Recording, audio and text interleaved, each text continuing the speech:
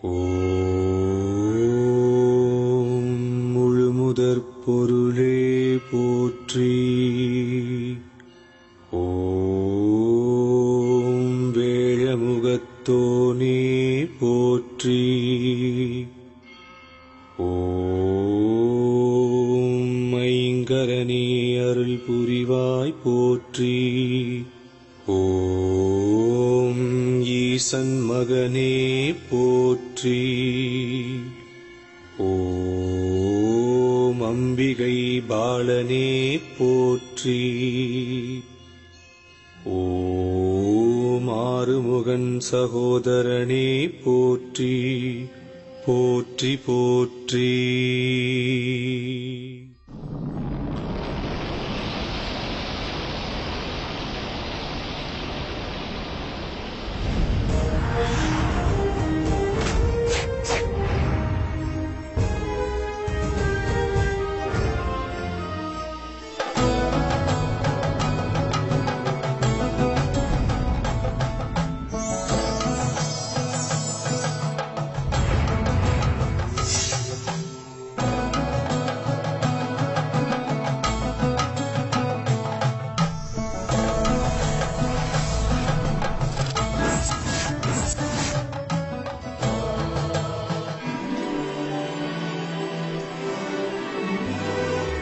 பரசுராம கஷேத்திரம் இன்றைய கேரள மாநிலத்தில் அழகிய ஸ்தலமாக விளங்கியது பந்தள ராஜ்யம்.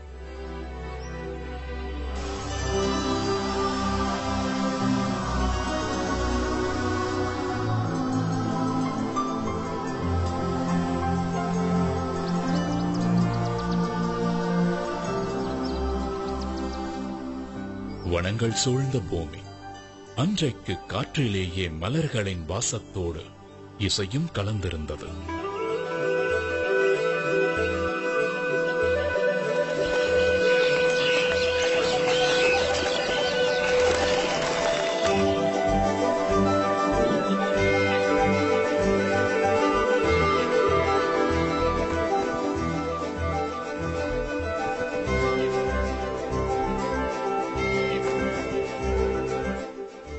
சூரியன் பந்தள ராஜ்யத்தின் மேல் இதமான மென்மை சூட்டோடு மண்டியிருந்தார்.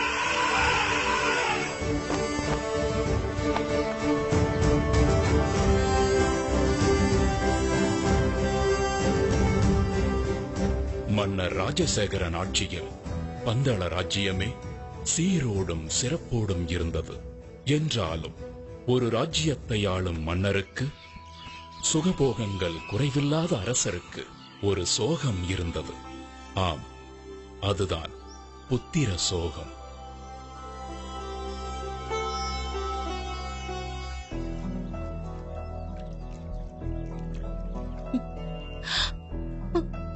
இதை எண்ணி தினமும் கண்ணீர் வடித்துக் கொண்டிருந்த மகாராணி கோப்பெரும் தேவிக்கு எப்படி ஆறுதல் சொல்வதென்றே தெரியாமல் தவித்தார் மன்னர் ராஜசேகரன்.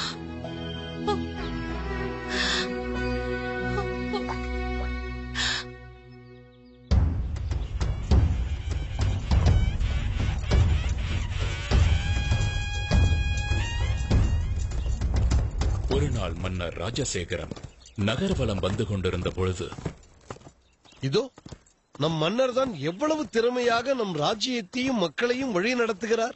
இப்படி ஒரு மன்னர் கிடைக்க நாம் எல்லாம் பெரும் பேறு பெற்றிருக்க வேண்டும். உண்மைதான். ஆனால் எல்லாம் இருந்தும் என்ன பயன்? நம் அரசருக்கு புத்திர பாக்கியம் இல்லையே. நம் மன்னருக்கு பிறகு இந்த ராஜ்யத்தை ஆள ஒரு வாரிசு இல்லாமல் போய்விட்டதே. இதை கேட்டதுமே மன்னர் பெருமான் மனம் நொந்து போனார். கடைசியாக கடவுளிடம் முறையிடுவதைத் தவிர அவருக்கு வேறு வழி ஏதும் தோன்றவில்லை.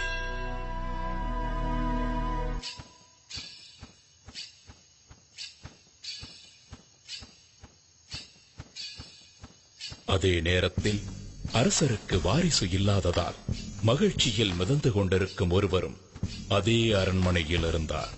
அவர்தான் பந்தள ராஜ்யத்தின் அமைச்சர்.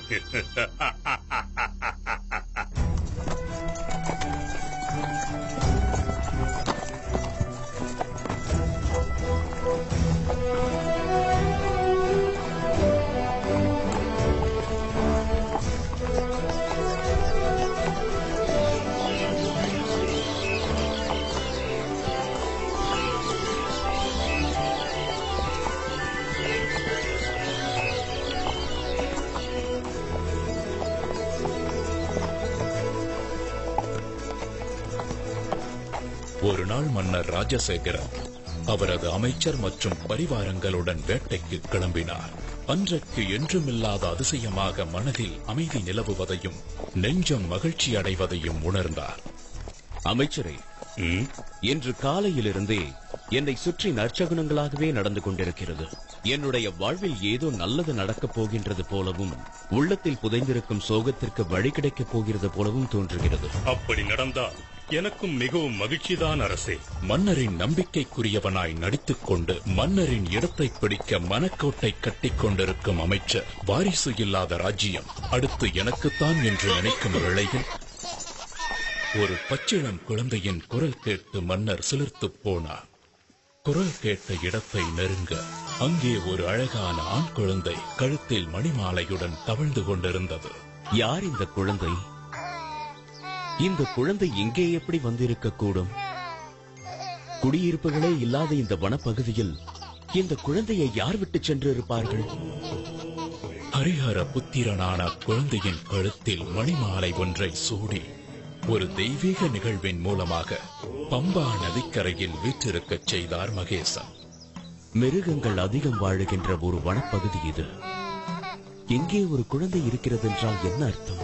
அந்த ஆண்டவன் தான் என் பிரார்த்தனையை கேட்டு கருணையுடன் அனுப்பி வைத்திருக்கிறார். அப்படித்தான் இருக்க வேண்டும். அதனால்தான் இன்று என் மனதில் இனம் புரியாத சந்தோஷம் நிலவியதோ. இறைவா, உனக்கு நன்றி.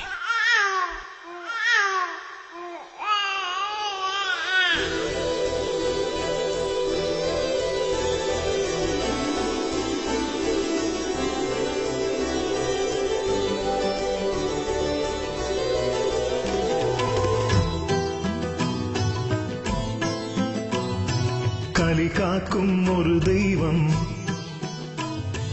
ஐயப்பன் அவதாரம். கலி காக்கும் ஒரு தெய்வம் ஐயப்பன் அவதாரம் நிகழ்ந்தது பம்பை நதியோரம்.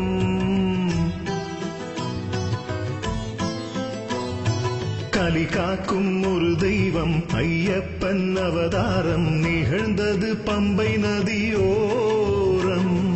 ஆழ்வார்கள் பாட்டும் தேவார கூத்தும், ஆழ்வார்கள் பாட்டும் தேவார கூத்தும் அரங்கேற்றி வைத்த அவதார ரூபம். விண்ணோர் வரம் மண்ணோர் தவம், விண்ணோர் வரம் மண்ணோர் தவம். ஐயன் வந்தான் ஆனந்தமே. கலி காக்கும் ஒரு தெய்வம் ஐயப்பன் அவதாரம் நிகழ்ந்தது பம்பை நதியோரம்.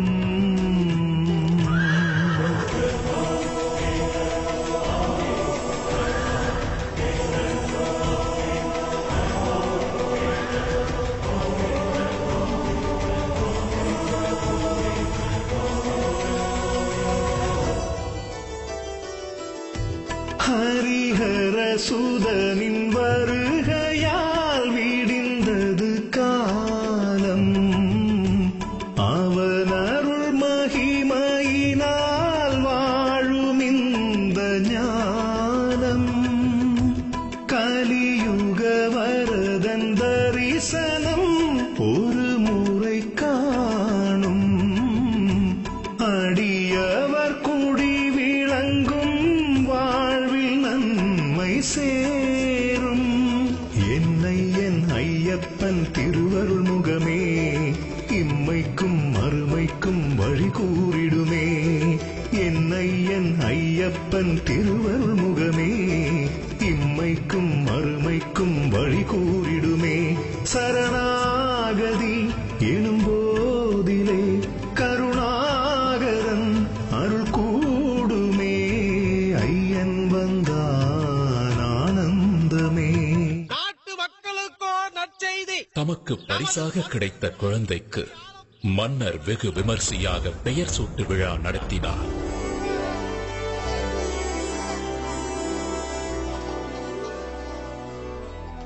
மணிமாலையுடன் இருக்கும் இந்த குழந்தைக்கு மணிகண்டன் என்று பெயர் சூட்டுகிறேன். மணிகண்டன். அத்துடன் நம் பந்தள இளவரசருக்கு ஐயப்பன் எனும் நாமத்தையும் சூட்டுகிறேன். அரசவையில் அனைவரும் இனி பந்தள ராஜ்யத்தை ஆள இளவரசர் கிடைத்துவிட்டார் என்று பேரானந்தம் அடைந்தனர். வாரிசே இல்லாத மன்னரின் மறைவுக்கு பிறகு நாட்டை தன்வசப்படுத்திக் கொள்ளலாம் என்று கற்பனையில் மிதந்து கொண்டிருந்த அமைச்சருக்கு மணிகண்டனின் வரவு மிகவும் அதிர்ச்சியாக இருந்தது. மணிமுத்து கழுத்தில் தவழ்வதால் மணிகண்ட நாமம் இனி இதை ஏழுலகும் வேதமென்று ஓதும்.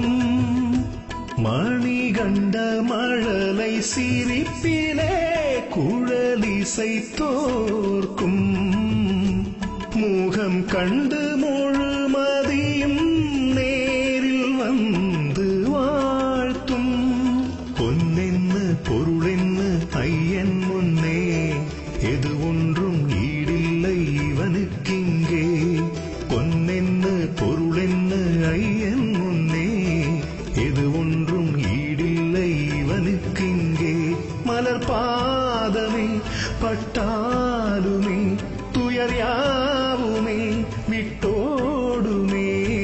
ஐயன் வந்தான் ஆனந்தமே. கலி காக்கும் ஒரு தெய்வம் ஐயப்பன் அவதாரம் நிகழ்ந்தது பம்பை நதியோரம். இந்த தெய்வ குழந்தை பந்தளத்திற்கு வந்த நேரம் நெடுங்காலமாக குழந்தை செல்வமே இல்லாத மகாராணி கோப்பெருந்தேவி தன் வயிற்றில் ஒரு ஆண் குழந்தையை பெற்றெடுத்தாள்.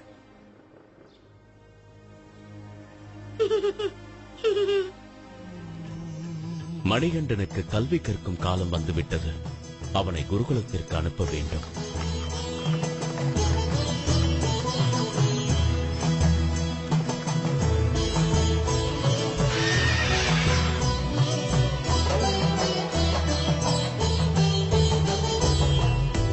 ஆதர்மங்கள் உலகில் எழுகையில் இறையருள் தோன்றும்.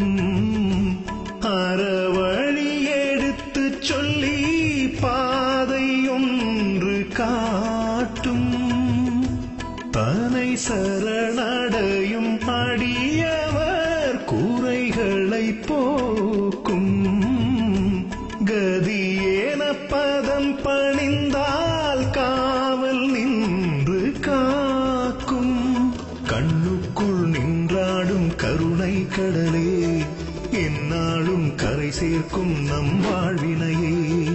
கண்ணுக்குள் நின்றாடும் கருணை கடலே எந்நாளும் கரை சேர்க்கும் நம் வாழ்வினையே. வினை தீர்த்திடும் வில்லாளனை மனம் போற்றுது எந்நாளுமே. ஐயன் வந்தான் ஆனந்தமே. கலி காக்கும் ஒரு தெய்வம் ஐயப்பன் அவதாரம் நிகழ்ந்தது பம்பை நதியோரம்.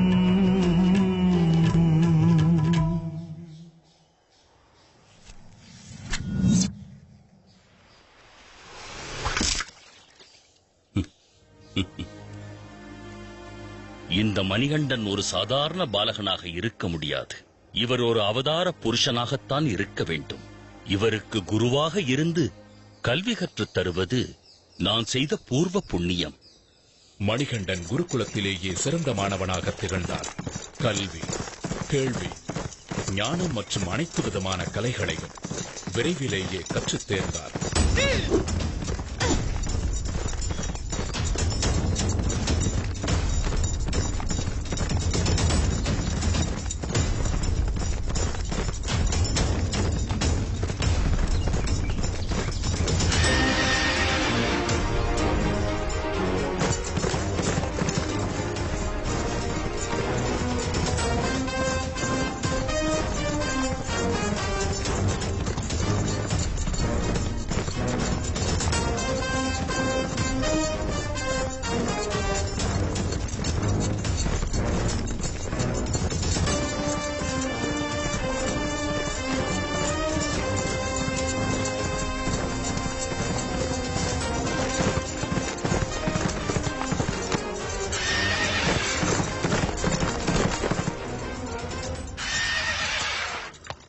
மணிகண்டன் அரசகுமாரர்களுக்கு தேவையான அனைத்து ஆயுத பயிற்சிகளையும் அஸ்திர வித்தைகளையும் சத்துருக்களை அழிப்பதற்கும் தைரியமாக எதிர்கொள்வதற்கும் உதவும் கலரி அபியாயசம் போன்ற கலைகளையும் கற்றுத் தேர்ந்தார்.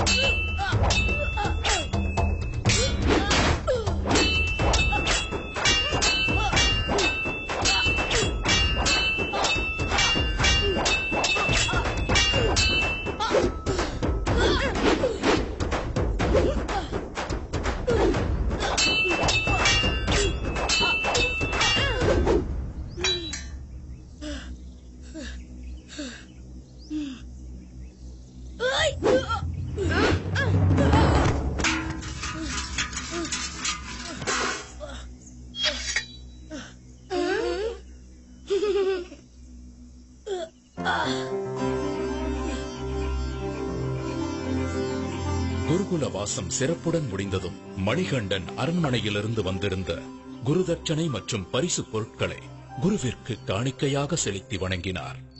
குருவே, தாங்கள் திருவருளால் நான் நிறைந்த கல்வியையும் சகலவிதமான கலைகளையும் கற்றுக்கொண்டேன். இந்த பரிசு பொருட்களை தவிர குருதட்சணையாக வேறு ஏதாவது வேண்டுமென்றால் கேளுங்கள். மணிகண்டா, எனக்கு தாங்கள் கொடுத்த இந்த பரிசு பொருட்களுக்கு நன்றி. ஆனால் இவைகளின் மீது எனக்கு பற்றில்லை. என் மனதை ஆறாத துயரம் ஒன்று வாட்டுகிறது. அதை தாங்கள்தான் போக்க வேண்டும். குருவே, தங்கள் மனதை ஆட்கொண்டிருக்கும் துயரம் என்ன என்பதை நான் அறிவேன். அந்த துயர் துடைக்கும் சரியான தருணமும் இதுவே. பிறவியிலேயே வாய்ப்பேச முடியாத தங்களுடைய மகனை என் முன்னே அழைத்து வாருங்கள். நான் சொல்லாமலேயே என் மனக்குறையை அறிந்து கொண்டாரே. இதுதான் கடவுளின் சித்தமோ?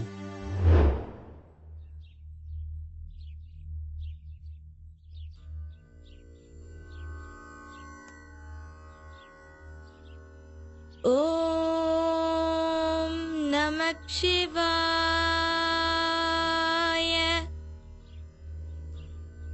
ஓம் நமோ நாராயணாய. எங்கே சொல் பார்க்கலாம். ஓம் நம சிவாய. அப்படித்தான், பேசு. ஓம் நமோ நாராயணாய.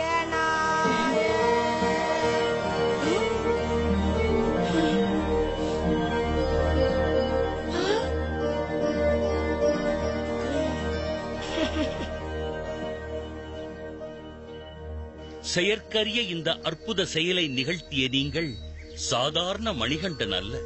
நீங்கள் யார்? நீங்கள் யார் ஐயனே? தங்கள் கணிப்பு சரியானதுதான் குருவே.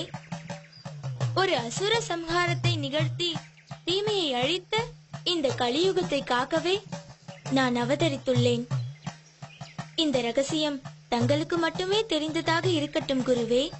என்னுடைய அவதார நோக்கம் முடிந்த பிறகு என்னை தரிசிக்க வரும் பக்தர்களுக்கு உத்திர நட்சத்திரமாக நான் காட்சி அளிப்பேன். இதுவே நான் தங்களுக்கு தரும் குரு தட்சணை. வருகிறேன் குருவே.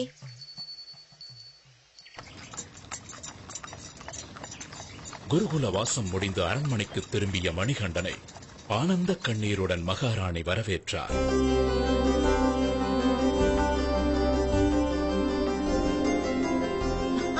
தம்பி,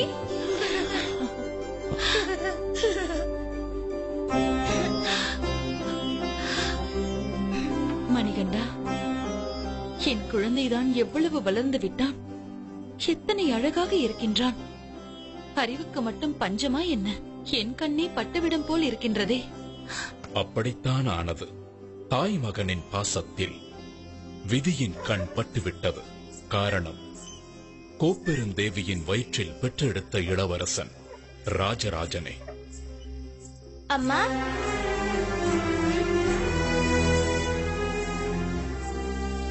இதனை கண்ட வஞ்சக எண்ணம் கொண்ட அமைச்சர் பெருமகிழ்ச்சி அடைந்தார். காரணம், துஷ்ட எண்ணம் கொண்ட அமைச்சர் தெய்வீக தன்மை கொண்ட ஐயப்பனை நெருங்கும் போதெல்லாம் இனம் புரியாத மனசஞ்சலம் அடைந்தார். தான் அரியணை ஏறும் வாய்ப்பு பறிபோய் விட்டாலும் மணிகண்டன் அரியணை ஏறக்கூடாது என்பதில் உறுதியாக இருந்தார். அதற்காக பல சதித்திட்ட வேலைகளில் ஈடுபட்டார். அதில் ஒரு கட்டமாக மணிகண்டன் குடிக்க வேண்டிய பாலில் விஷத்தை கலந்தார்.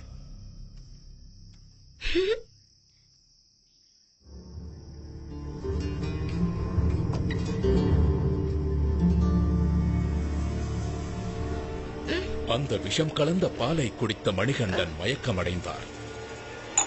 அம்மா,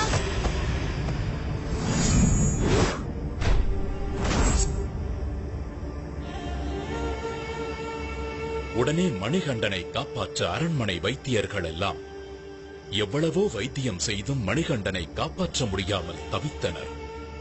இந்நிலையில் சிவபெருமான் வைத்தியர் ரூபம் எடுத்து அரண்மனைக்கு வந்தார்.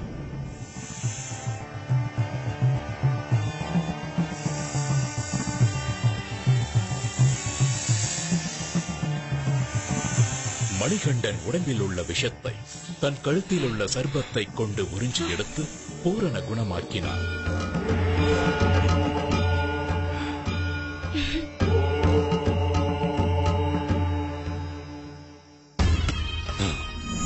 இந்த திட்டமும் முறியடிக்கப்பட்டு விட்டது. நான் வேறு ஒரு திட்டத்தை யோசிக்கிறேன். இதற்கிடையில் மன்னர் ராஜசேகரன் ஐயப்பனுக்கு இளவரசராக முடிசூட்ட ஏற்பாடு செய்ய திட்டமிட்டுக் கொண்டிருந்தார். ஆன்றோர் பெருமக்களே, நான் ஓய்வு பெறும் காலம் நெருங்கிவிட்டது என்பது தாங்கள் அனைவரும் அறிந்த ஒன்றே. ஆகவே மணிகண்டனுக்கு பட்டத்து இளவரசராக முடிசூட்ட ஏற்பாடு செய்திருக்கிறேன். அப்பொழுதுதான் சிறிது காலத்திற்கு பிறகு அவர் மன்னராக அரியணை ஏற ஏதுவாக இருக்கும்.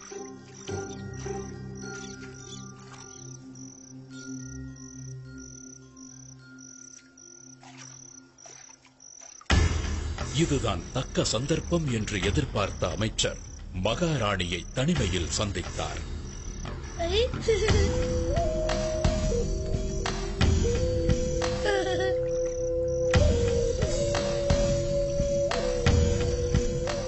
வணங்குகிறேன் மகாராணி. என்ன அமைச்சரே இந்த நேரத்தில்? தங்கள் அனுமதியின்றி அந்தப்புரத்திற்கு வந்தமைக்கு என்னை மன்னிக்க வேண்டுகிறேன். விஷயம் சற்று விபரீதமானது. அதனால்தான் இந்த நேரத்தில் இங்கு வரவேண்டியதாயிற்று. இருக்கட்டும், அப்படி என்ன விஷயம் அமைச்சரே? சில காலமாக தங்கள் மனதை உறுத்திக் கொண்டிருக்கும் சங்கடத்தை நான் அறிவேன். இனி இந்த ராஜ்யத்தை ஆள்வதற்கு உங்களுக்கென்று பிறந்த மகன்தானே உண்மையான அரச வாரிசு. அவனை அன்றி வேறு யாரும் உரிமை கொள்வது என்ன நியாயம்? ஜாக்கிரதையாக இருந்து கொள்ளுங்கள். நான் வருகிறேன் மகாராணி.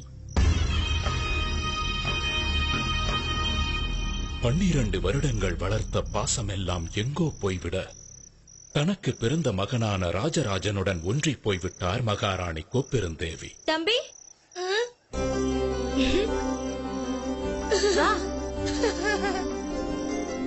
அண்ணா,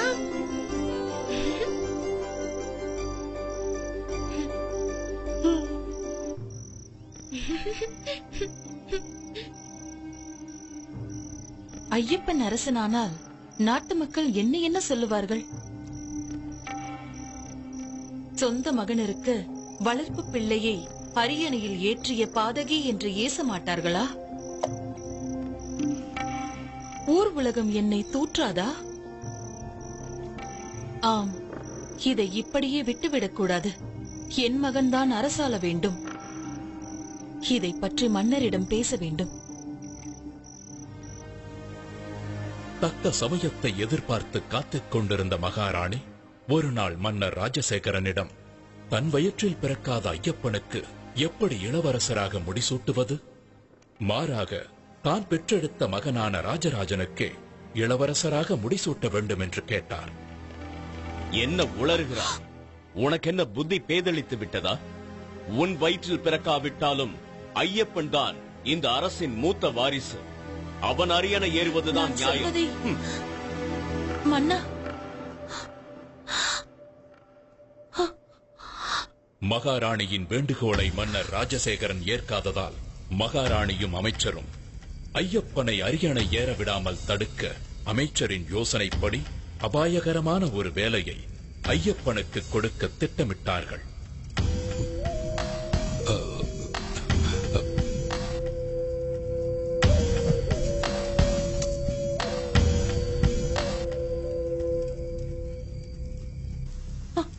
அதற்காக கோப்பூர் தேவி பொய்யாக தலைவலி வந்தது போல் ஐயோ அம்மா, வலி தாங்க முடியவில்லையே. மன்னா, வலி தாங்க முடியவில்லை, வலிக்கின்றது. அரசே, நம் மகாராணிக்கு ஏற்பட்டிருக்கும் இந்த தலைவலியை போக்க புலிப்பாலை கொண்டு வந்தால் மட்டுமே குணப்படுத்த முடியும். அதனுடன் என்னிடம் உள்ள மூலிகைகளை போட்டு நான் ஒரு மருந்து தயாரித்து தருகிறேன். அதுவே குணமடைய செய்யும். அப்படியா? புலிப்பாலை எப்படி பெறுவது? யார் கொண்டு வருவார்கள்?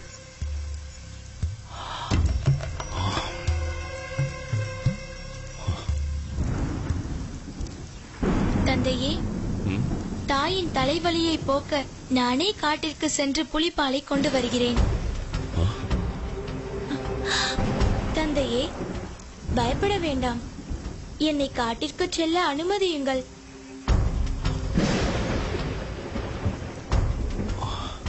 ஐயப்பனின் தெளிவான வார்த்தையிலும் தீர்க்கமான பார்வையிலும் ஒரு தெய்வீக தன்மையை உணர்ந்த பந்தளராஜன் ஐயப்பனை காட்டிற்கு செல்ல அனுமதித்தார். இதை கேட்ட அமைச்சரும் கோப்பெரும் தேவியும் தங்களது திட்டம் நிறைவேறப் போவதை நினைத்து பெருமகிழ்ச்சி அடைந்தனர்.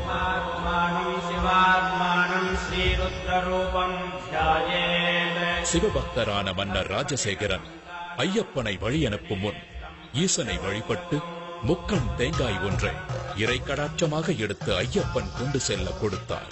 கூடவே உணவுப் பொருட்கள் சிலவற்றையும் போட்டு அதை இருமுடியாக கட்டி ஐயப்பனிடம் கொடுத்து வழி அனுப்பி வைத்தார்.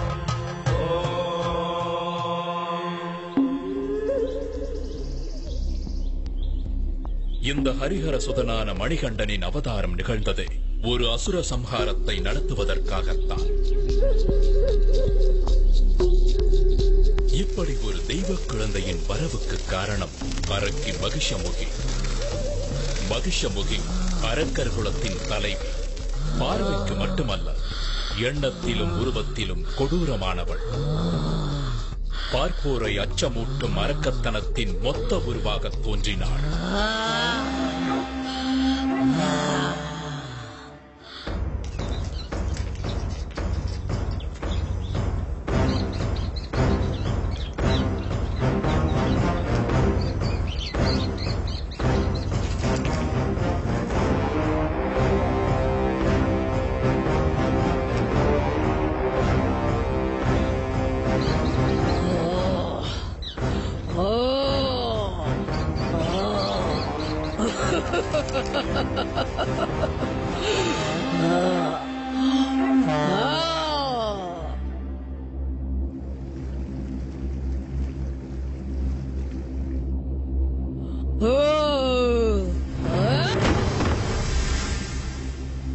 அப்படிப்பட்ட அரக்கி மகிஷமுகியே ஒரு சமயம் பயத்தில் நடுங்கிக் கொண்டிருந்தாள் என்றால் என்ன சொல்வது? காரணம், அரக்க பிரதிநிதிகள் ஒவ்வொருவராக மாய்ந்தனர். அவ்வாறு வீழ்ந்தவர்களில் முக்கியமானவன் மகிஷியின் அண்ணன் மகிஷாசுரன். எனவே அதற்கு பழி தீர்க்க தன் பலத்தை பெருக்கிக் கொள்ள முடிவெடுத்தான். ஓம் பிரம்மதேவாய நமः. அண்ணனின் முடிவு தனக்கும் நேராமல் இருக்க பிரம்மதேவனை நோக்கி கடும் தவம் புரிந்தாள். அதற்காக தன்னை சுற்றி அக்னி வளர்த்து அனல் பறக்கும் நெருப்பின் நடுவிலிருந்து தவம் புரிந்தாள். அவளது நோக்கம் உறுதியாக இருந்தது. அழிவே இல்லாத தேவர்களைப் போலவே அரக்கர்களும் நெடுங்காலம் வாழ வேண்டும். அதன் பிறகு தேவர்கள் அனைவரும் அழிவதை பார்த்து ஆனந்தப்பட வேண்டும் என்று நினைத்தாள் மகிஷமுகி. அவள் எதிர்பார்த்தது போலவே நடந்தது. அவளது கடும் தவத்தால் ஏற்பட்ட வெப்பம் பிரம்மலோகத்தையே தாக்க பிரம்மதேவரே மகிஷமுகியின் எதிரே தோன்றினார்.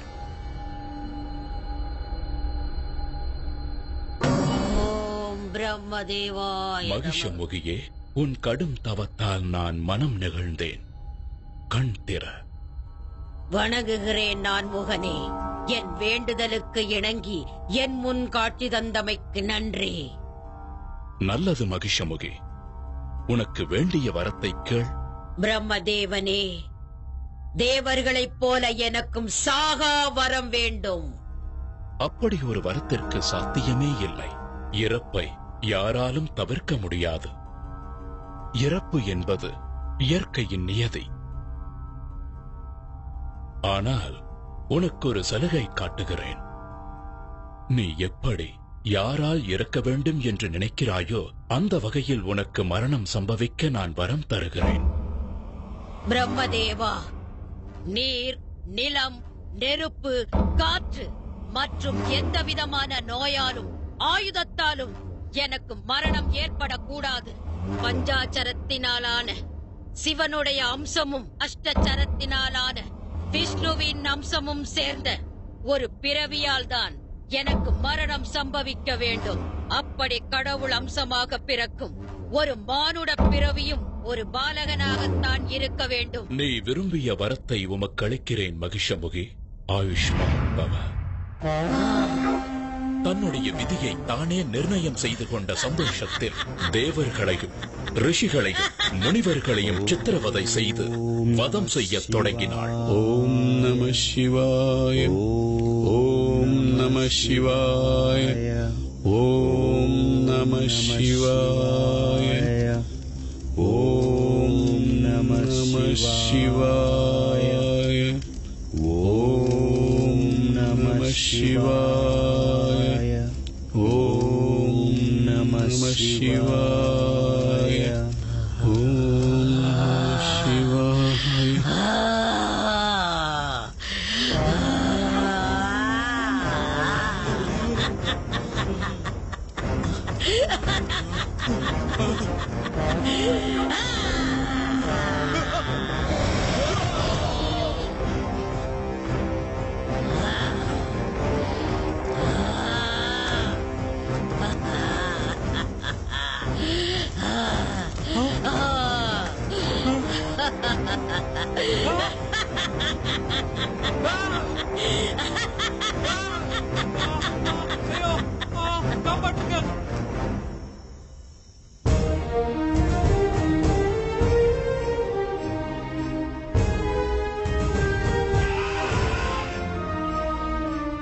இந்த இடத்தில் இன்னொரு நிகழ்வை நினைவு கூறுவது பொருத்தமாக இருக்கும். ஒரு முறை இந்திரன் ஐராவதத்தின் மீது பவனி வரும்போது துர்வாச முனிவர் எதிர்பட்டார். தேவாதி தேவா, மகாவிஷ்ணுவின் பத்னி மகாலட்சுமி ஆசியுடன் அளித்த இந்த மலர் மாலையை உனக்கு பரிசாக அளிக்கிறேன். இதை ஏற்றுக்கொண்டு வளம் பெறுவாயாக.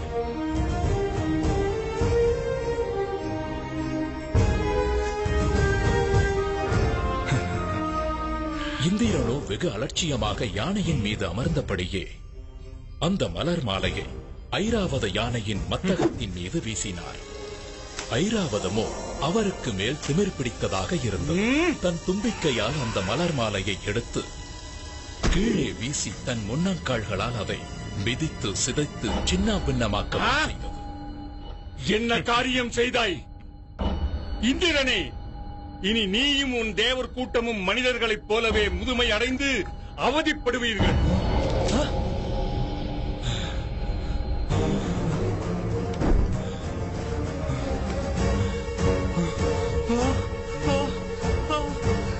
என் உடல், என் கைகள்.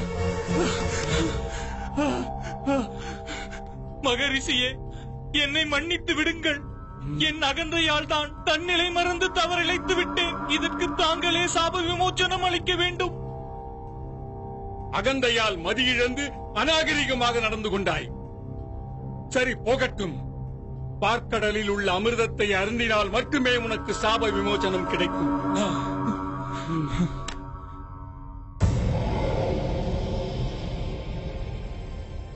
இதற்கிடையில் மகிஷமுகி இந்திராதி தேவர்களுடன் சண்டையிட்டு இந்திரலோகத்தையும் கைப்பற்றிக் கொண்டார்.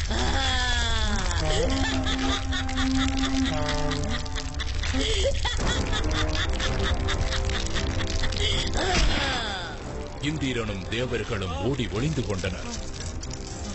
அது மட்டுமல்லாமல் துர்வாசரின் சாபத்தின் காரணமாக உருவத்தில் மூப்பு ஏற்பட்டு நரை கூடி உடல் மெலிந்து மனம் நொந்து போன தேவர்கள் சாப விமோச்சனம் தேடி கைலாயம் செல்ல முடிவெடுத்தனர். பரமேஸ்வரா, இனி நீயே கதி. பரம்பொருளே, எங்களுக்கு அபயம் அளியுங்கள். நடந்ததையெல்லாம் நானும் அறிவேன். ஈசனே, எங்களுக்கு நேர்ந்திருக்கும் இந்த சங்கடத்திலிருந்து தாங்கள் தான் எங்களை காத்தருள வேண்டும். வலிமை இழந்த உங்களால் பார்க்கடலை தனியாக கடைய முடியாது. எனவே உங்களுக்கு துணையாக அரக்கர்களையும் அனுப்பி வைக்கிறேன். இருவரும் சேர்ந்து கடைவதன் மூலம் கிடைக்கும் அமிர்தத்தை சமமாக பங்கிட்டுக் கொள்ளுங்கள்.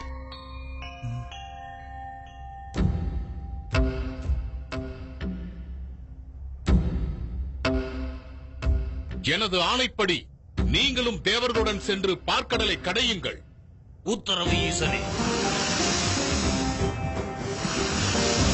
தங்கள் வலிமை அனைத்தையும் ஒன்று கூட்டி தேவர்களும் அரக்கர்களும் மேருமலையால் பார்க்கடலை கடைந்தனர்.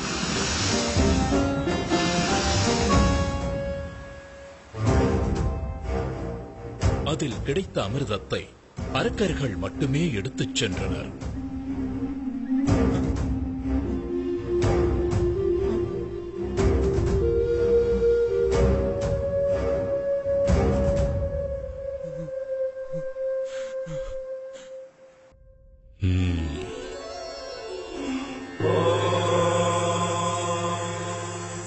சக்கரதாரியே, இனி தங்களின் லீலையை தொடங்கலாம்.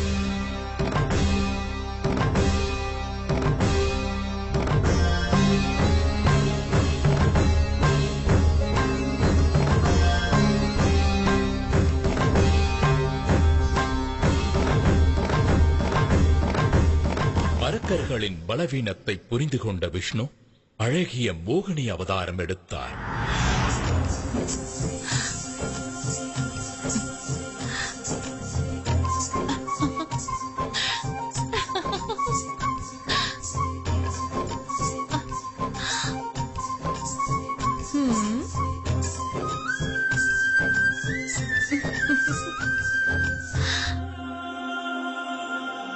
தன் பேரழகால் அரக்கர்களை மதிமயங்கச் செய்தார். அவர்களிடமிருந்து அமிர்தத்தை எடுத்து தேவர்களுக்கு கொடுத்து சாப விமோச்சனம் பெறச் செய்தார்.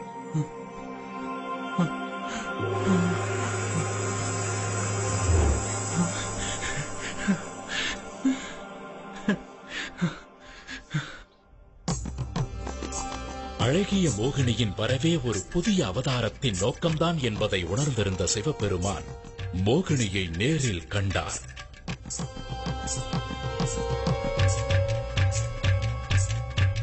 சிவ அம்சமும் விஷ்ணு அம்சமும் ஒன்றாக கலந்தன. அதன் விளைவாக ஜோதிமயமான ஒரு அற்புத ஆண் குழந்தை பிறந்தது. அந்த தெய்வீக குழந்தைதான் அரக்கியை அழிக்க வந்த மணிகண்டன்.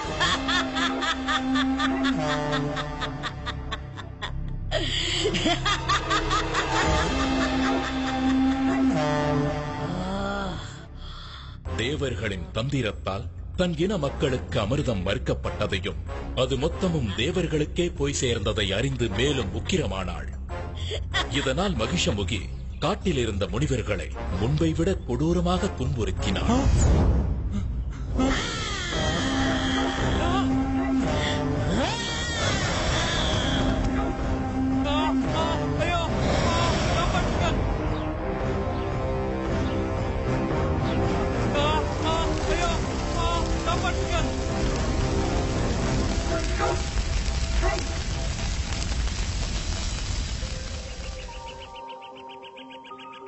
இந்த நிலையில் புலிப்பால் தேடி வந்த ஐயப்பன் அதே காட்டிற்குள் பிரவேசம் செய்தார்.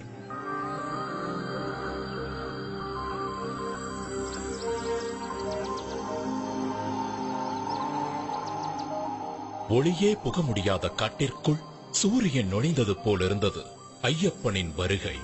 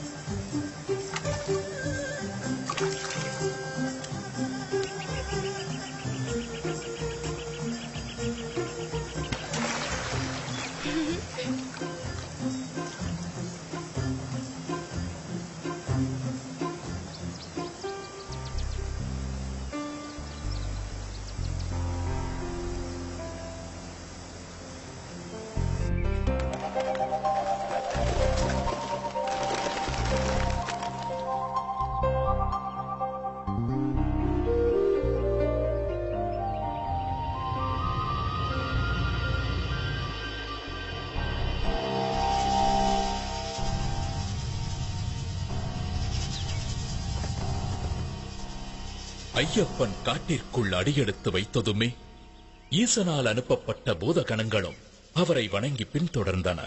தேவேந்திரன் தலைமையில் தேவர்களும் ஐயப்பனுக்கு துணையாக வந்தனர். ஐயப்பனின் வருகையை அறிந்து கொண்டாள் மகிஷமுகி. ஐயப்பனை அழிக்க நினைத்து யுத்தத்திற்கு தயாரானாள். தன்னை எதிர்க்க ஒரு பாலகன் வந்திருப்பதைக் கண்டு சிரித்தாள் மகிஷமுகி.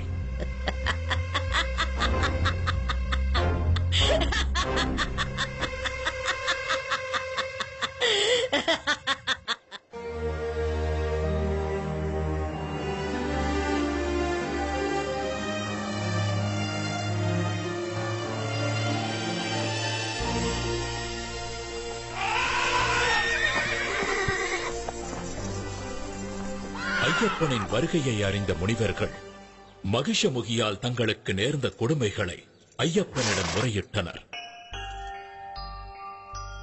ஐயப்பன் தனது அவதார நோக்கம் நிறைவேறும் கட்டம் நெருங்கிவிட்டதை உணர்ந்தார். மானசீகமாக சிவபெருமானையும் மகாவிஷ்ணுவையும் வணங்கி யுத்தத்திற்கு தயாரானார்.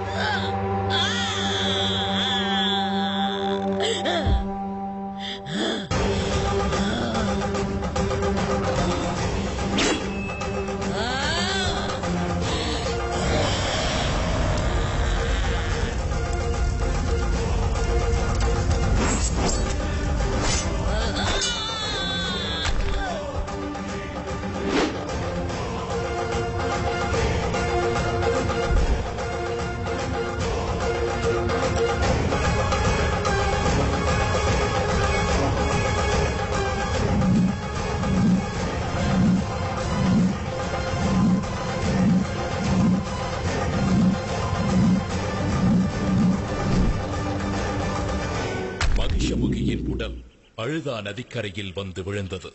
அவள் மீண்டும் எழும் முன் ஐயப்பன் மகிஷமுகியின் முதுகின் மேல் ஏறி கோர தாண்டவம் ஆடி அவளை அழித்தார்.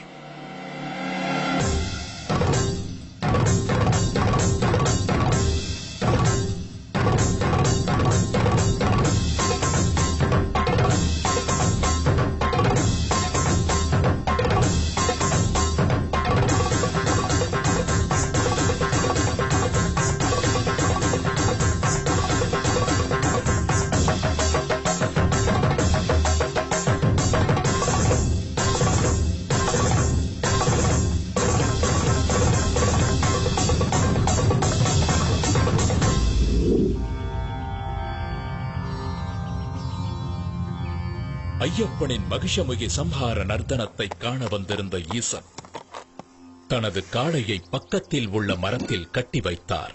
அதனால் அந்த இடம் காளை கட்டி என்று அழைக்கப்படுகிறது. சஹஸ்ரசீர்ஷா புருஷः சஹஸ்ராக்ஷஸ் சஹஸ்ரபாத் சபூமிம் விஸ்வதோ வ்ருத்வா. ஐயப்பனின் பொற்பாதம் உடலில் பட்டதால் மகிஷமுகியின் உடலிலிருந்து விடுதலையாகி சாப விமோச்சனம் பெற்றாள் லீலாவதி. ஐயப்பனின் தாழ் பணிந்தாள். ஐயனே, தங்களது பொற்பாதம் என் மீது பட்டதால் நான் சாப விமோச்சனம் அடைந்தேன். இனி நான் தங்களுக்கே சொந்தம். என்னை ஏற்றுக்கொண்டு அருள் பாலிக்க வேண்டும். உன் விருப்பம் நிறைவேறாது. இந்த அவதாரத்தில் நித்திய பிரம்மச்சாரியாகவே நான் இருக்கப் போகிறேன். ஆனாலும் ஒரு வாய்ப்பு இருக்கிறது. எனக்கென்று ஒரு கோவில் கட்டப்படும். அப்போது என்னை தரிசிக்க லட்சக்கணக்கில் பக்தர்கள் வருவார்கள். வருடா வருடம் என் பக்தர்களின் கூட்டம் அதிகரித்துக் கொண்டே போகும். ஒவ்வொரு வருடமும் புதிதாக பக்தர்கள் என்னை முதன்முறையாக தரிசிக்க வருவார்கள். அப்படி எந்த வருடத்தில் புதிய பக்தர் யாரும் வரவில்லையோ அப்போது உன்னை நான் திருமணம் செய்து கொள்கிறேன். அதுவரை காத்திரு. என்னுடைய கோவிலுக்கு அருகிலேயே உனக்கும் ஒரு கோவிலை கட்டுவார்கள். உன்னை மாளிகைபுரத்து அம்மன் மஞ்ச மாதா என்றெல்லாம் அழைத்து மக்கள் வழிபடுவார்கள். என்னை காண வரும் பக்தர்கள் உன் கோவிலுக்கும் வந்து உன்னையும் தரிசித்துவிட்டு செல்வார்கள். எனக்கு அருகிலேயே இருக்கும் நீ எந்த வருடத்தில் புதிய பக்தர் யாரும் என்னை தரிசிக்க வரவில்லை என்பதை கண்டு கொள்ளலாம். அதுவரை காத்திரு. தங்கள் சித்தம் இதுதான் என்றால் என் பாக்கியமும் இதுதான். தங்களுக்கு சமமாக எனக்கும் ஒரு கோவிலினை கட்டி என்னையும் மக்கள் வந்து வணங்குவார்கள் என்று எனக்கு சரியாசனம் தந்த பரம்பொருளே, உம்மை வணங்குகிறேன்.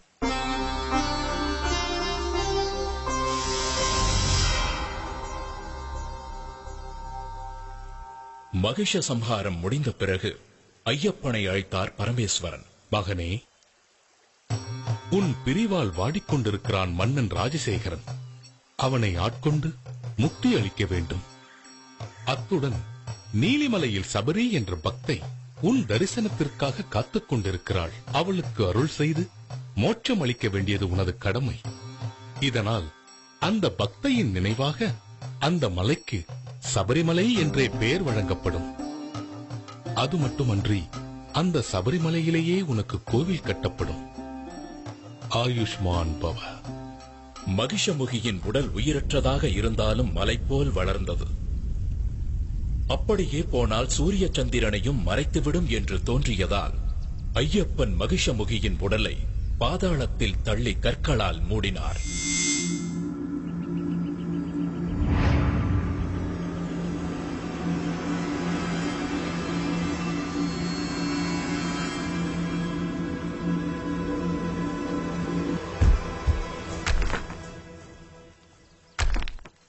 ஐயனின் ஆணைப்படி பூதகணங்களும் தேவர்களும் கற்களை எடுத்து வீசி கற்குவியலுக்குள் மகிஷமுகியின் உடலை புதைத்தனர். அப்படி கற்களால் மூடப்பட்டு மகிஷமுகியை அடக்கம் செய்யப்பட்ட இடமே கல்லிடும் குன்று என்ற பெயரால் அழைக்கப்படுகிறது.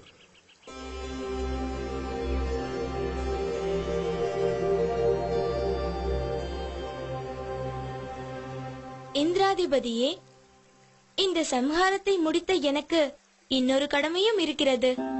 என் தாய் அங்கே கடும் தலைவலியால் துடித்துக் கொண்டிருக்கிறார். அதை தீர்ப்பதற்கான புலிப்பாலை பெறவே நான் இங்கு வந்தேன். இது என் மீது அளவற்ற பாசம் கொண்டிருக்கும் என் இரு கண்களையும் போன்ற தாய்க்கும் தந்தைக்கும் நான் ஆற்ற வேண்டிய கடமையாகும். எனவே புலிப்பாலை பெற தாங்கள்தான் எனக்கு உதவ வேண்டும். நிச்சயமாக எம்பெருமான் பரமேஸ்வரன் கட்டளைப்படி நான் பெண் புலியாக மாறி பால் சுரந்து தருகிறேன்.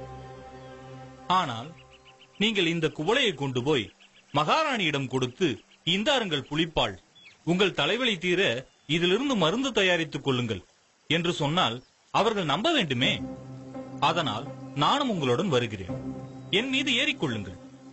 அரசவையில் நாம் நுழைந்தால் நீங்கள் கொண்டு வந்திருப்பது புலிப்பால் தான் என்பது ஊர்ஜிதமாகிவிடும்.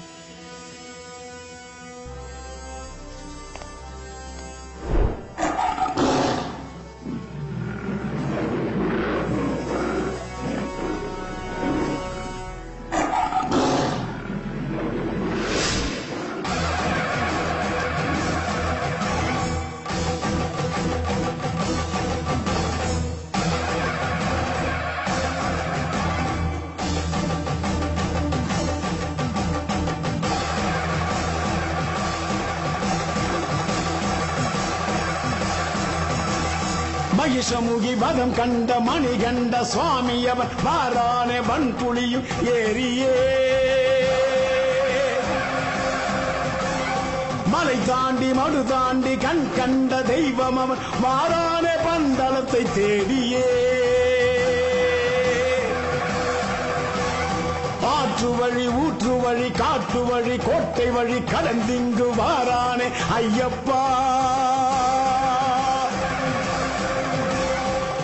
சொன்ன தலை நோக்கி மருந்தாகும் புலிப்பாலை கொண்டிங்கு வாரானே ஐயப்பா நடையதிர படையதிர எத்திசையும் அதிர குடியதிர குளம் அதிர கொற்றவனும் அதிர பரம்பொருளை இறை அருளை அரசி மனம் அறிய தவறுணர தலை கவிழ தண்டமிட்டு பணிய பந்தளமும் பணிய வந்த செயல் முடிய மணிகண்ட அவதார நோக்கமது நிறைய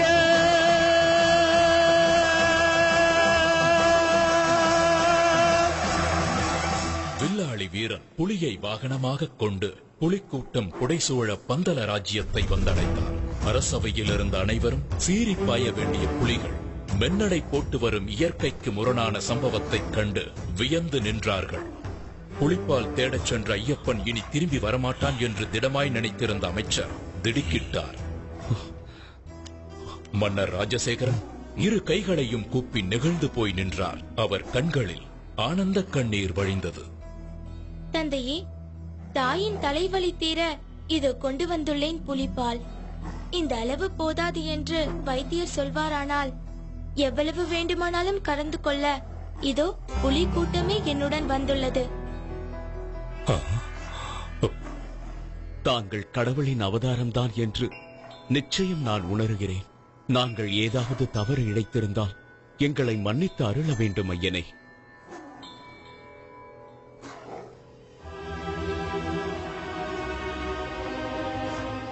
மகாராணி, உன்னுடைய தலைவலியை போக்க புலிப்பாலுடன் வந்திருக்கும் நம் மணிகண்டனை பார்.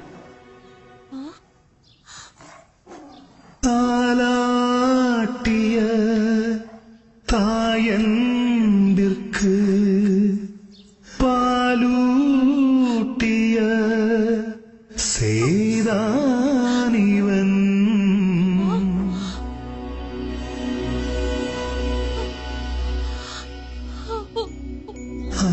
அன்னைக்கெல்லாம் அன்னை ஐயன். என்னை மன்னித்து விடுங்கள் ஐயனே. நீங்கள் ஒரு தெய்வ குழந்தை என்ற உண்மையை என் பேராசையால், என் அகம்பாவத்தால் நான் அறிந்து கொள்ளாமல் போனேன்.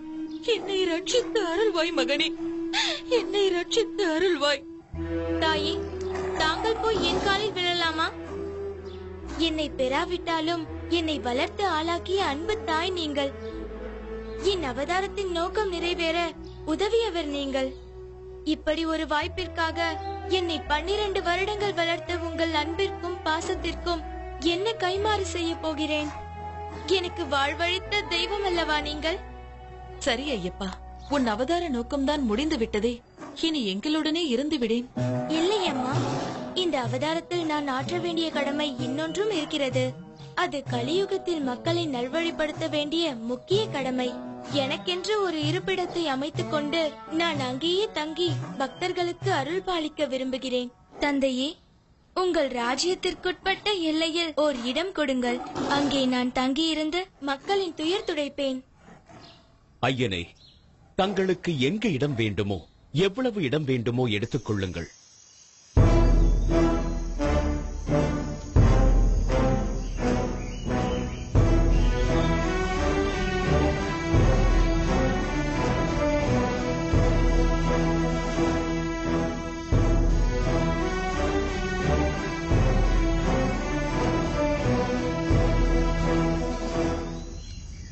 நான் இங்கிருந்து அம்பு எய்கிறேன். அந்த அம்பு எங்கே போய் விழுகிறதோ அந்த இடம்தான் எனக்கு வேண்டும். அங்கு எனக்கு கோவில் கட்டி தாருங்கள். அங்கிருந்தபடி கலியுகத்தை நான் பரிபாலிக்கிறேன்.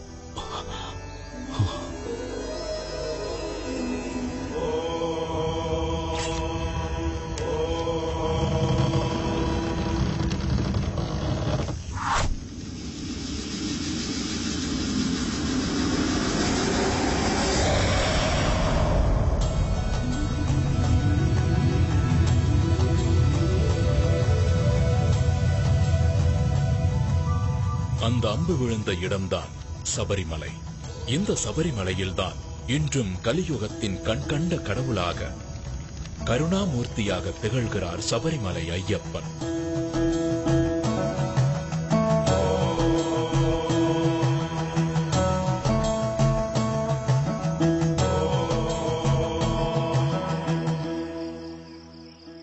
சபரிமலையில் ஐயப்பன் கேட்டுக்கொண்டபடி கோவில் கட்டும் பணியை வேகமாக மேற்கொண்டார் மன்னர் ராஜசேகரன்.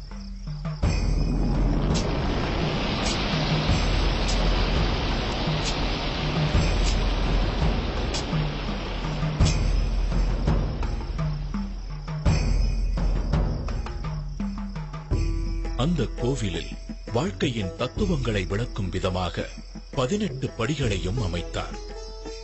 இந்த 18 திருப்படிகளும் 18 மலைகளையும் 18 கடவுள்களையும் 18 தத்துவங்களையும் குறிக்கின்றன.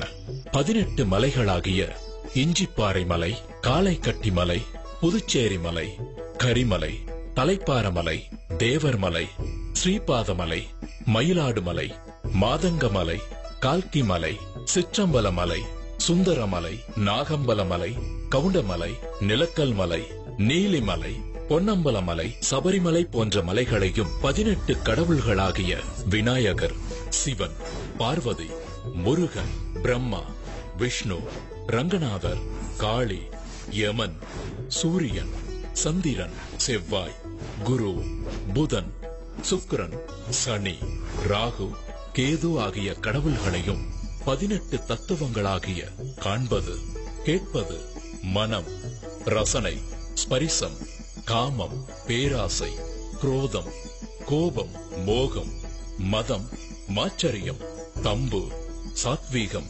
ராஜசீகம், தாமசீகம், வித்யா, அவித்யா போன்ற குணங்களையும் உணர்த்தும் விதமாக பகவான் தத்வாதீனனாக இருக்கிறார் என்பதை குறிப்பதே இந்த 18 படிகளின் நோக்கம். கோவில் கட்டி முடித்ததும் ஐயப்பனுக்கு எந்த வகையிலான விக்கிரகம் அமைப்பது என்ற கேள்வி எழுந்தது. அப்போது பரசுராமரே எடுத்து வந்த சாஸ்தாவின் சிற்பமான 2 கால்களையும் புத்திட்டு இணைத்து யோக பட்டத்துடன் பந்தனம் செய்த வண்ணம் தத்துவமசி எனும் சின்முத்திரையுடன் கூடிய பகவானின் திருவுருவமே ஏற்றது என்பதை ஆண்டவன் கட்டளைப்படி மகர சங்கராந்தி தினமான தை மாத பிறப்பு நன்னாளில் கிருஷ்ணபட்சம் பஞ்சமி திதி உத்திர நட்சத்திரத்துடன் கூடிய சுபதினத்தில் பரசுராமர் தர்மசாஸ்தாவை பிரதிஷ்டை செய்தார். அன்றிலிருந்து ஆண்டுதோறும் மகர சங்கராந்தி தினத்தன்று ஐயப்பன் பக்தர்களுக்கு அருள்பாலிக்கிறார். இதன் மூலம் தன் குருவிற்கு அளித்த வாக்கையும் நிறைவேற்றுகிறார். என்னை சரணடைந்தவர்கள் நற்கதி அடைவார்கள் என்பதை வலியுறுத்தும் விதமாக வலது கையை வலது முழங்கால் மீது தாங்கி அபயஹஸ்தமாக அருள் வழங்குகிறார் ஐயப்பன். அதாவது தன்னை சரணாகதி என அடைபவர்களுக்கு அபயமளிக்கும் அற்புத கோலம் இது. பக்தர்கள் விரதம் மேற்கொள்ளும் முறையை இப்போது பார்ப்போம். ஐயனை காண வரும் பக்தர்கள் குருசாமி மூலமாக மாலை அணிந்து உபதேசம் பெற்று பிரம்மச்சரிய விரதம் மேற்கொண்டு வர வேண்டும். புலால் உண்ணுதலை அறவே தவிர்க்க வேண்டும். சத்தியம், தர்மம், அஹிம்சை போன்ற கொள்கைகளை கடைபிடிக்க வேண்டும். சபரிமலை செல்லும் பக்தர்கள் ஒழுக்கமானவர்களாக, சகிப்புத்தன்மை உடையவர்களாக இருக்க வேண்டும். தம் உடலை வருத்தி ஒரு மண்டலம் விரதம் இருந்து மனதில் ஐயப்பனை நினைத்து வழிபட வேண்டும். விரதம் இருப்பதை ஒரு பழக்கமாக மேற்கொள்ள வேண்டும். கண்டிப்பாக பிரம்மச்சரியம் காக்க வேண்டும். இந்த பழக்கத்தால் மனம் பக்குவப்படும். விரதம் மேற்கொள்ளும் பக்தர்கள் காலை மாலை 2 வேளையும் குளித்து நீலம் அல்லது கருப்பு அல்லது காவி உடை அணிந்து ஐயப்பனின் சரணங்களை கூறி வணங்க வேண்டும். துளசி மாலை அணிந்த ஐயப்ப பக்தர்கள் ஒரு மண்டலம் விரதம் இருக்கும் வேளையில் ஒவ்வொரு நாளும் மாலை வேளையில் ஒன்றாக கூடி ஐயப்பனின் அருள் வேண்டி திருவிளக்கு பூஜையில் கலந்து கொள்வதையும் ஐயனின் புகழ் பாடி பஜனைகள் செய்வதையும் ஒரு வழக்கமாக கடைபிடிக்க வேண்டும்.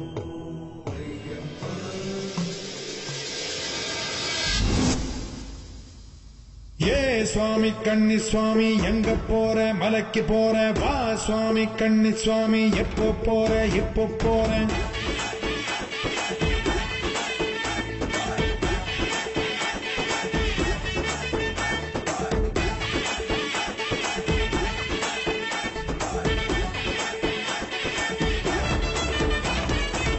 கட்டான கட்டேந்தி கட்டுமுடி தலையேந்தி குடிதாண்டி படிதாண்டி போறேன் நான் போறேன்.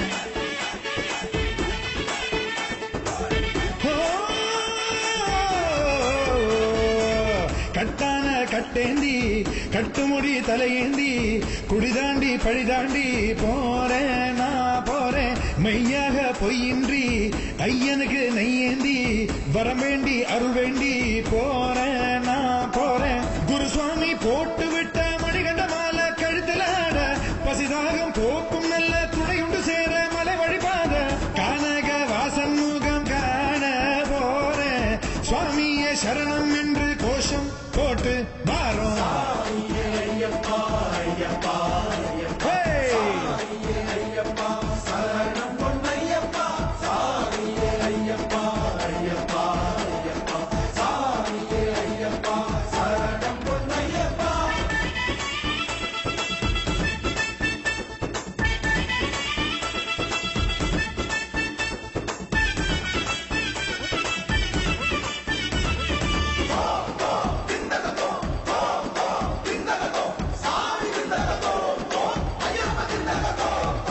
ஏறுமேலி கோட்டை வந்து பேட்டை துள்ளி ஆட்டம் இட்டு வாவர் துணை வேண்டிச் செல்வேனானப்பா. பேரூர் தோடு வாய்க்கால் கண்டு பூங்காவனம் பார்த்து புட்டு கோட்டைப்படி தாண்டிடுவேனானப்பா. மகிழ்ச்சி உடல் ஏறி நின்று பூதநாதன் ஆட்டம் இட்ட காளை கட்டி சேர்ந்திடுவேனானப்பா. அழுதா நதி மூழ்கி நின்று கல்லெடுத்து வேண்டிக்கிட்டு பள்ளி கட்டு ஏந்தி செல்வேனானப்பா. கல்லிடும் குன்றில் கல்லெறிவேன், இஞ்சிப்பாறை கண்டறிவேன், கொடும்பாறை கோட்டை செல்வேன், கூட்டு சரணம் போட்டு செல்வேன். கரிமலை ஏற்றம் கண்டு நானும் கடினம் இல்லை என்று சொல்லி பார்க்க போறேன், நெய்ய சேர்க்க போறேன். ஏ சுவாமி கன்னி சுவாமி எங்க போற, மலைக்கு போற, வா சுவாமி கன்னி சுவாமி எப்போ போற, இப்போ போறேன்.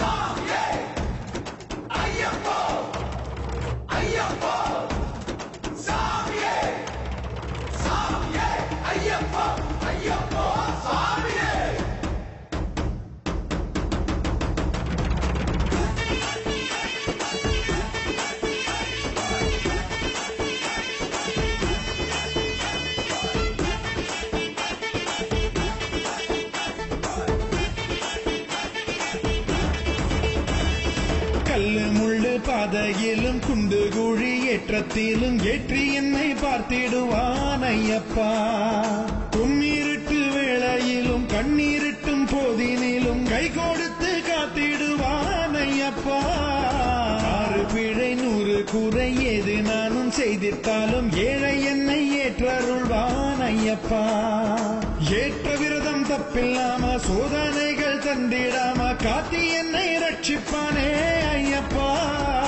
ஹரிஹர சுதனின் தரிசனம் பெறுவேன், பிறவி பயனை அககணம் அடைவேன். சபரிநாதம் திருவடி பணிவேன், சத்குருநாதம் திருவருள் பெறுவேன். பொன்னம்பல வாசன் உண்டு, அண்ணலவன் நேசம் உண்டு, காண போறேன், மலை ஏற போறேன். ஏ சுவாமி கன்னி சுவாமி எங்க போற, மலைக்கு போற, வா சுவாமி கன்னி சுவாமி எப்போ போற, இப்போ போறேன்.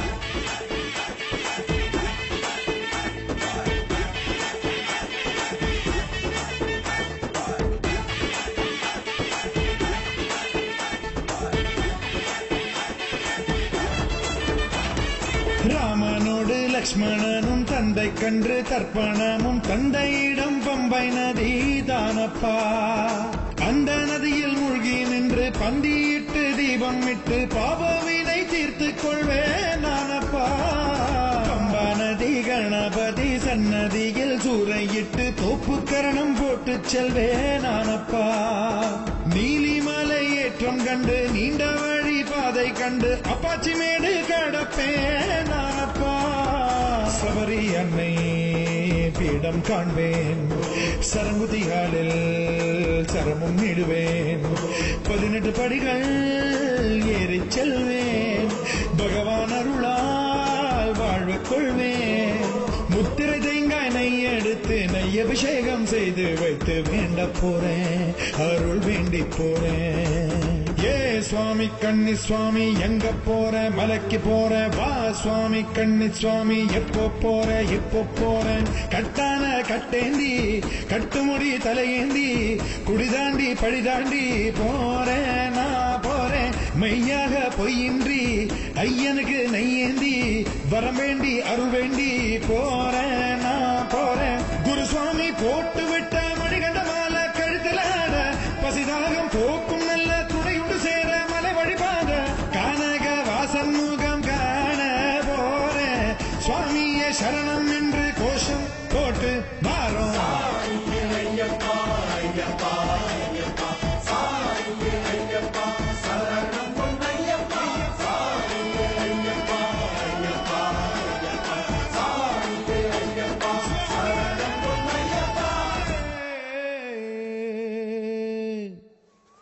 ஐயப்பன் புலிப்பால் கொண்டு வர காட்டிற்கு புறப்படும் பொழுது அவருடைய வளர்ப்பு தந்தை மன்னர் ராஜசேகரன் சிவபெருமான் தன் மகனுக்கு துணையாக உடனிருக்கும் விதமாக அவரிடம் முக்கண் தேங்காயையும் கூடவே சில உணவுப் பொருட்களையும் தந்தனுப்பினார். அதை ஐயப்பன் இருமுடிகளாக கட்டி எடுத்துச் சென்றார்.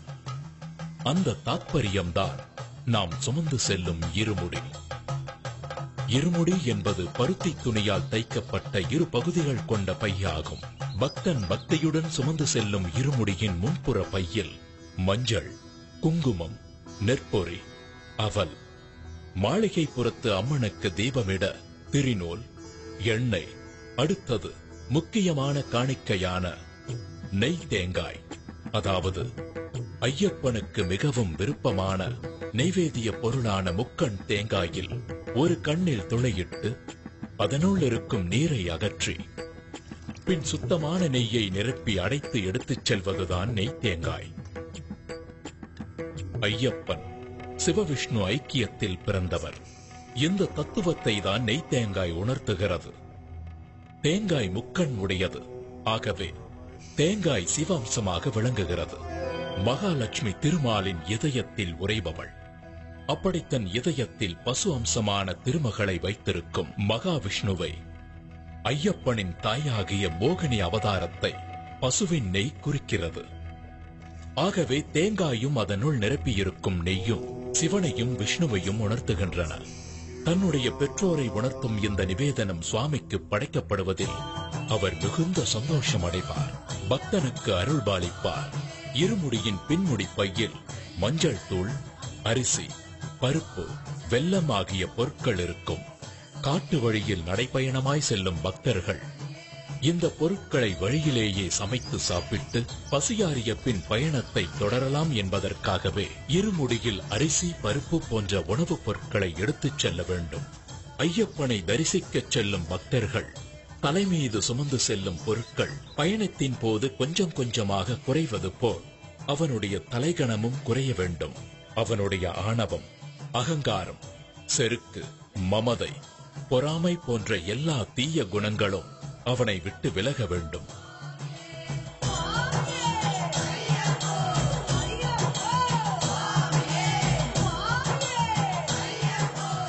சபரிமலையில் உள்ள ஐயப்பனை தரிசிக்க பக்தர்கள் அனைவரும் எரிமேலி என்ற இடத்தில் ஒன்று கூடுவார்கள். எரிமேலியை சபரிமலையின் நுழைவாயில் என்றே சொல்லலாம். இங்கு பந்தள மன்னர் ராஜசேகரனால் கட்டப்பட்ட தர்மசாஸ்தா கோவில் உள்ளது. இந்த கோவிலுக்கு எதிரில் ஐயப்பனின் நண்பரான வாவரின் பள்ளிவாசல் உள்ளது. ஐயப்ப பக்தர்கள் வாவர் சுவாமியை வணங்கி அங்கு தரப்படும் விபூதி பிரசாதத்தை பெற்றுக் கொள்வார்கள். இந்த எரிமேலியில்தான் முக்கியமான நிகழ்வான பேட்டை துள்ளல் என்ற நிகழ்வு நடைபெறும். அப்பொழுது பக்தர்கள் தங்கள் மனதில் உள்ள தீய எண்ணங்களை போக்க வேண்டும் என்ற நோக்கத்தில் நடனமாடுவார்கள். பேட்டை துள்ளல் முடிந்த பின்பு அங்கே வரும் கன்னிசாமிகளுக்கு ஒரு சரக்கோலும் ஒரு கருப்பு நாடாவும் கொடுக்கப்படும். எரிமேலியில் பேட்டை துள்ளலை முடித்துவிட்டு பயணத்தை தொடரும் பக்தர்கள் பேரூர் தோடு, கோட்டைப்பாடி ஆகிய இடங்களை கடந்து காளைக்கட்டி என்ற பகுதிக்கு வருவார்கள். இந்த காளைக்கட்டி என்ற இடம்தான் மகிஷமுகியின் உடலின் மீது பகவான் நர்த்தனமாடி தனது வெற்றி களிப்பை வெளிப்படுத்திய இடம். அந்த நர்த்தனத்தை காண வந்த சிவபெருமான் அவரது காளையை அங்கேயே மரத்தில் கட்டி வைத்ததால் அந்த இடம் காளைக்கட்டி என்று அழைக்கப்படுகிறது. அதன் பின்பு அழுதா நதியில் நீராடி மூழ்கும் போது பக்தர்கள் நதிக்குள் கிடைக்கும் கல் ஒன்றை எடுத்துச் சென்று போகும் வழியில் உள்ள கல்லிடும் குன்று என்ற இடத்தை அடைந்து அரக்கியை சமாதி செய்த இடத்தில் அந்த கல்லை வைப்பார்கள். அதனால் அந்த இடம் கல்லிடும் குன்று என்று அழைக்கப்படுகிறது. அதனைத் தொடர்ந்து இஞ்சிப்பாறை கோட்டையை கடந்து உடும்பாறை கோட்டையில் ஸ்ரீ பூதநாதரை வணங்கி விபூதி எனப்படும் சாம்பலை பெறுவர். பின்பு சபரிமலை செல்லும் வழியில் பக்தர்கள் புண்ணிய நதியான பம்பை நதியில் குளித்து தன்னுடைய பாவங்களை நீக்குமாறு ஐயப்பனிடம் வேண்டி அங்கு தங்கி பம்பாஸ்தி என்ற நிகழ்ச்சியில் 108 அடுப்புகளின் சாம்பலை கன்னிசாமிகள் தங்கள் வீட்டிற்கு எடுத்துச் செல்வார்கள். அதன் பிறகு விநாயக பெருமானை வணங்கி சபரிமலை நோக்கி யாத்திரை செல்வார்கள். பின்பு அப்பாச்சி மேட்டை கடந்து நீலிமலையை சென்றடைவார்கள். அதன் பின்பு சபரி பீடத்தை கடந்து மகிஷமுகிக்காகவே சரங்குத்தி என்ற இடத்தில் இருக்கும் ஆலமரத்தில் கன்னிசாமிகள் எடுத்துச் செல்லும் சரக்கோலை குத்தி கருப்பு நாடாவை போட்டு வணங்குவார்கள். இது கன்னிசாமியின் வரவை பதிவு செய்யும் நிகழ்ச்சி. இதை பார்த்த லீலாவதி பெருமூச்சு விட்டு அடுத்த வருடத்திற்காக காத்திருப்பாள். சபரிமலையின் அறிவிப்பு தத்துவமசி விஸ்வ சாகோத்தியம் சொல்லி தெரிவிக்கின்ற மகா மந்திரம் ஆராதனை மூர்த்தியும் ஆராதகனும் அபித்யாராகிய சுவாமி தெரிகின்ற காட்சியும் காண முடியாத ஒரு காட்சியாகும். காடும் காட்டு பூக்களும் அருவிகளும் இயற்கை தருகின்ற ஒரு வரப்பிரசாதமாகும்.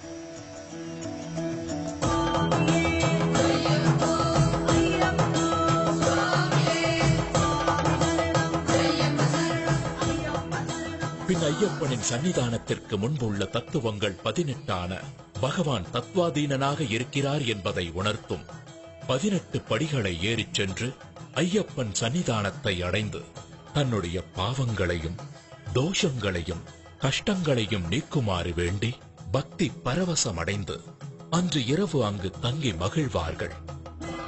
மறுநாள் காலையில் ஐயப்பனுக்கு நெய் அபிஷேகம் செய்து மாளிகைப்புறத்து அம்மனை தரிசித்து தான் செய்த பாவங்களை நீக்குமாறு வேண்டிக் கொள்வார்கள்.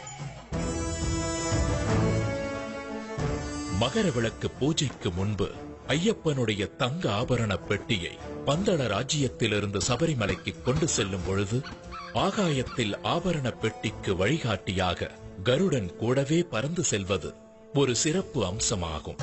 ஐயப்பனுடைய சிறப்பு அம்சம் பிரம்மச்சரியம் மேற்கொண்டு வரும் பக்தர்களுக்கு அருள் புரிவதாகும். அதனால் 10 வயதிற்கு மேலுள்ள பெண்களும் 50 வயதிற்கு குறைவான பெண்களும் ஐயப்பனை தரிசிக்க சபரிமலைக்கு செல்லக்கூடாது. மண்டல பூஜை முடிந்த பிறகு மகர விளக்கு பூஜை ஆரம்பமாகி மகர விளக்கு பூஜை நிறைவடையும் தினத்தன்று மகர சங்கராந்தி பூஜை நடைபெறும். அச்சமயத்தில் சுவாமி ஐயப்பன் ஆகாயத்தில் உத்திர நட்சத்திரமாக பக்தர்களுக்கு காட்சியளிப்பார். பக்தர்கள் சபரிமலையில் பிரசாதமாக விற்கப்படும் அரவண பாயாசம், அப்பம், நெய் ஆகியவற்றை வாங்கிக் கொண்டு மீண்டும் பம்பா நதியை வந்தடைந்து பின்னர் தங்கள் இல்லத்திற்கு சென்றடைவார்கள். தங்கள் இல்லத்தில் தான் கொண்டு வந்த பூஜை பொருட்களை பூஜை அறையில் வைத்து ஐயப்பனை மனதார வேண்டிக் கொண்டு குருசாமியின் துணையோடு மாலையை கழற்றி விரதத்தை முடிப்பார்கள். ஓம் சுவாமியே சரணமையப்பா.